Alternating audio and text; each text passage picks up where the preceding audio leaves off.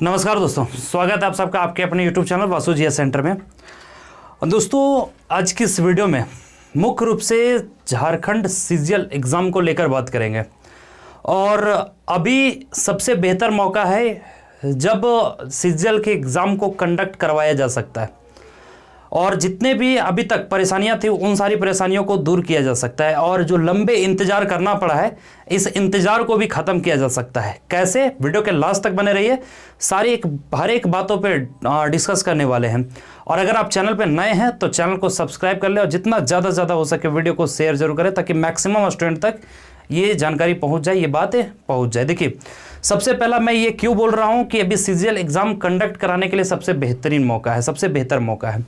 इसका पहला कारण दोस्तों यही है कि आपको याद होगा कि 11 जून को जेएसएससी ऑफिस के पास बाहर एक फिजिकल प्रोटेस्ट किया गया था, जिसके बाद जेएसएससी के सचिव के द्वारा सीजीएल एग्ज़ाम को लेकर एक बहुत ही महत्वपूर्ण बात कही गई कि सितंबर महीने में आपका एग्ज़ाम जो है वो ले लिया जाएगा। बाकी उससे पहले जितने भी प्रोसेस है, चाहे वो एजेंसी चेयर करने का हो या फिर एजेंसी के साथ टर्म एंड कंडीशंस या सीट मैट्रिक्स, ये सारी प्रॉब्लम जो है वो दूर कर लिए जाएंगे। मतलब सितंबर महीने में एग्ज़ाम हो जाएगा। दूसरी तरफ अगर आप देखें तो उसके बाद जस्ट उसके दूसरे दिन या शायद सेम डे में माननीय मुख्यमंत्री जी का मन की बात में वो सीजीएल एग्ज़ाम को लेकर और जेएसएससी और जेपीएससी के सभी अधिकारियों को वो निर्देश देते हैं कि जो भी वैकेंसी अभी तक पेंडिंग है उसको क्लियर कराया जाए। साथ ही साथ सोशल मीडिया पे अभी चूंकि सीजीएल का मुद्दा जो है वो फिर से तेजी पकड़ रहा है और एक ऐसे समय में सोशल मीडिया पे इस सीजीएल के मुद्दा को चलाना एक तरफ से सही है, फिजिकल प्रोटेस्ट करना भी सही है, क्योंकि अभी सबसे बेहतरीन समय है, सबसे अच्छा समय है जब गवर्नमेंट के ऊपर प्रेशर बनाया जा सके। कारण क्या है? क्योंकि अब सभी नेता मंत्री को ये चिंता सताना शुरू कर दिया है कि वो जब सत्ता में आए थे तो उनका अगर देखेंगे रैलिया में अगर उन्होंने कुछ अगर बात कही थी तो युवाओं को रोजगार देने की बात कही थी और रोजगार पे 4.5 साल में अब तक कोई भी काम नहीं हुआ है। अब इस चीज को सोच करके उन्हें चिंता सताने लगा है, क्योंकि फिर 4 महीने के बाद उन्हें जनता के बीच में जाना है, युवाओं के बीच में जाना है अपने वोट के लिए, मतलब अपने एग्जाम के लिए। अब ऐसे में अगर वो किसी भी वैकेंसी को और इस तरह से अगर वैकेंसी को लटका करके रखेंगे तो ऑब्वियस ही बात है कि युवा उनसे सवाल करेंगे। तो चूंकि नवंबर दिसंबर के महीने में इलेक्शन भी होना है, इस वजह से अब चुनाव की चिंता भी उन्हें सताना शुरू कर दिया। इस वजह से आपने एक स्टेटमेंट भी देखा होगा मुख्यमंत्री साहब का कि जितना जल्द से जल्द हो सके कि सारी प्रक्रिया को पूर्ण किया जाए। जेएसएससी के जितने भी लंबित वैकेंसी है उसको पूरा किया जाए, जेपीएससी को भी पूरा किया जाए।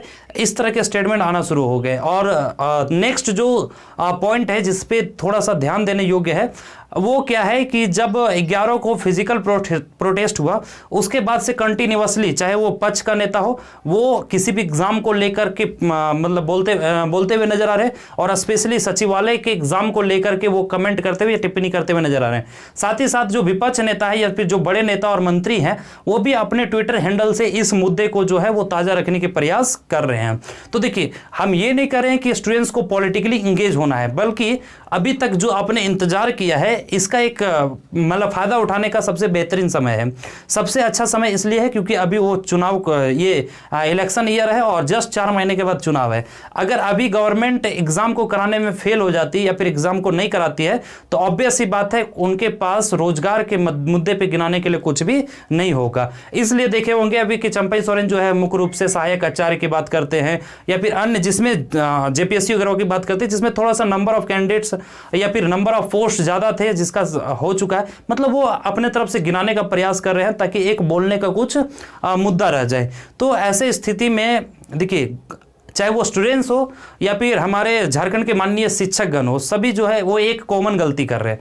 स्टूडेंट भी कॉन्ट्रोवर्सी में पढ़ रहे हैं, एक दूसरे को ब्लेम कर रहे हैं या एक दूसरे के ऊपर टीका टिप्पणी कर रहे हैं, जो कि अभी के समय में सही नहीं है। क्योंकि अगर इस अपॉर्चुनिटी को आप अगर गवा दिए तो फिर आगे इस तरह की अपॉर्चुनिटी के लिए फिर से 5 साल आपको इंतजार करना होगा और पिछले 9 साल आप ऑलरेडी बर्बाद कर चुके हैं, 5 साल और बर्बाद करेंगे तो ऐसे में सही नहीं होगा। मैं जो शिक्षकों के बीच में भी जो कॉन्ट्रोवर्सी हो रहा है, मैं उस पर भी कहना चाहूंगा कि देखिए, अभी सबसे ज्यादा जरूरी है सीजीएल की एग्जाम को कंडक्ट कराना और बाकी के जितने भी पेंडिंग रिजल्ट है उसको प्रकाशित करना, और जो वैकेंसीज नहीं आए हैं, जो रद्द होकर के वैकेंसी अभी तक नहीं जारी किया गया है, उसमें से एक स्टेनो की भी वैकेंसी है, तो ऐसे वैकेंसी को जारी कराना। और अभी के समय में अगर एकजुटता नहीं होगा, यूनिटी नहीं होगा, तो ये काम नहीं हो सकता, और फिर ऐसे ही मौका का फायदा उठा करके और फिर से इस समय को निकाल लिया जाएगा, और बाद में जब तक कि समझ आएगा तब तक समय निकल गया रहेगा। तो ऐसे स्थिति में फिर आपके पास पछताने के अलावा और कुछ नहीं बच जाएगा। तो बस मेरा एक ही बात कहना है कि अभी सबसे ज़्यादा जरूरी है स्टूडेंट्स को एक होकर के रहना, सभी शिक्षकों को एक होकर के रहना, और सभी का मुद्दा एक ही होनी चाहिए, क्योंकि लंबे समय से इंतजार कर रहे हैं छात्र। तो सभी का मुद्दा एक ही होनी चाहिए कि जितने भी JSSC के वैकेंसीज हैं उसको जितना जल्द से जल्द क्लियर कराने के लिए प्रेशर बनाया जाए, गवर्नमेंट के ऊपर प्रेशर बनाया जाए, ताकि जो छात्रों का लंबा इंतजार है वो खत्म किया जा सके। और अभी एक बेहतरीन मौका है कि इस सिस्टम को ठीक किया जा सकता है। जो अभी आप JSSC का ट्रैक रिकॉर्ड को उठा करके देखेंगे तो शायद ही कोई ऐसा वैकेंसी होगा जो बिना विवाद का सुलझा हो या फिर बिना विवाद का क्लियर हुआ हो, जिसमें हाई कोर्ट, सुप्रीम कोर्ट का मतलब हस्तक्षेप ना हुआ हो। तो ऐसे इस व्यवस्था को अभी ठीक किया जा सकता है, क्योंकि अभी जो है वो चुनाव नेता मंत्री का या गवर्नमेंट की सबसे बड़ी कमजोरी है। ठीक है, ये बताते हुए बड़ा आश्चर्य हो रहा है। शायद अगर अपने इससे पहले वाला वीडियो को देखा होगा, उसमें मैंने मुख्य रूप से स्टेनो वैकेंसी के बारे में बताया है कि कैसे मुख्यमंत्री जी ने, मतलब CM सर ने रोक करके रखा है स्टेनो की वैकेंसी की। बताइए भाई, ये कौन सी बात हुई? तो कहीं ना कहीं रिमोट जो है वो CM है, और बाकी जो विभाग है उनके कंट्रोल पे चलते हैं, ये तो सभी को पता है। अब ऐसे स्थिति में गवर्नमेंट के ऊपर अगर प्रेशर नहीं बनेगा तो गवर्नमेंट को ये बात समझ में नहीं आएगी कि कल रह करके हमें युवाओं के बीच में जाना है, जनता के बीच में जाना है, और जो वो वादा करके आए थे कि युवाओं को रोजगार देंगे, ये वादे हमने पूरा नहीं किया है। तो इस बात को लेकर के उनके अंदर डर भी होनी चाहिए।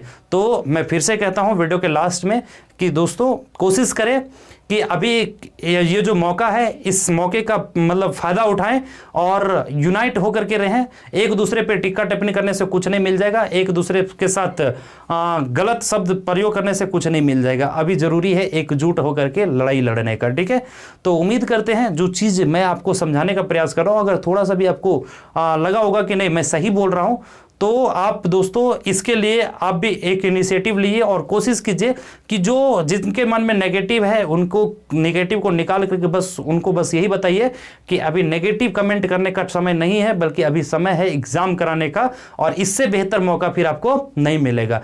तो और प्लस में सोशल मीडिया के माध्यम से या ट्विटर के माध्यम से या फिर आप जो भी मीडिया आप यूज करते हैं उस मीडिया के माध्यम से सारे एग्जाम के मैटर को अभी हाईलाइट करना होगा, ताजा रखना होगा, तभी जाकर के गवर्नमेंट के ऊपर प्रेशर बन सकता है। ये नेता मंत्री थोड़ा सा होश में आएंगे, नहीं तो फिर भाई बाद में वो नहीं गिनेंगे, समझ रहे ना। वो इलेक्शन के टाइम में ही सिर्फ उनको होश में आता है कि ओ माय गॉड अब हमें पब्लिक के बीच में भी जाना है। तो ऐसे स्थिति में अगर अभी आप डिस्ट्रैक्ट हो गए, अभी अगर आप एक दूसरे से कट गए, तो भाई फिर समझिए कि इंतजार के अलावा आपके पास और कुछ भी नहीं बचेगा। तो चलिए आज के इस वीडियो में इतना ही, मिलेंगे नेक्स्ट वीडियो में, तब तक के लिए जय हिंद दोस्तों।